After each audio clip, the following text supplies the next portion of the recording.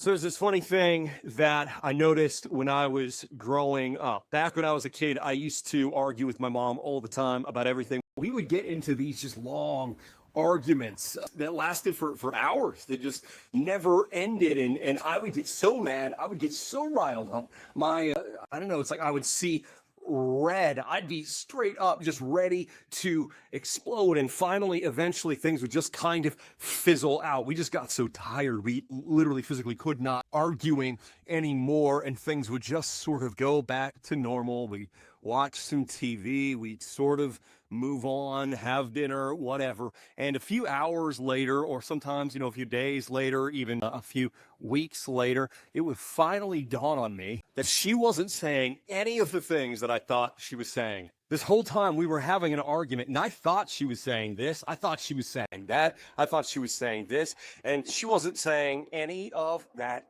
stuff. I misunderstood almost everything that she was saying. It's kind of funny. That's how like 90% of conflicts go, isn't it? We literally do not understand the other person we're in a conflict with. Our brains go into kind of fight or flight mode. And when our brains are in fight or flight mode, we do not have the ability to listen to what the other person is saying. And frankly, they don't have the ability to listen to us either. We've been in a series through the book of Proverbs at my church for the past several months, and one of the things that the Proverbs talks about is that conflict dies when we bring down the temperature of our work. When we stop trying to win, we stop trying to vanquish the other person. We stop treating them like an enemy or an opponent, and instead we just try to understand them. We come down out of fight or flight, and instead we start asking questions like, hey, wait a minute, what did you mean by that? That's a really interesting perspective. I've actually never thought of that. Why do you think that? How did you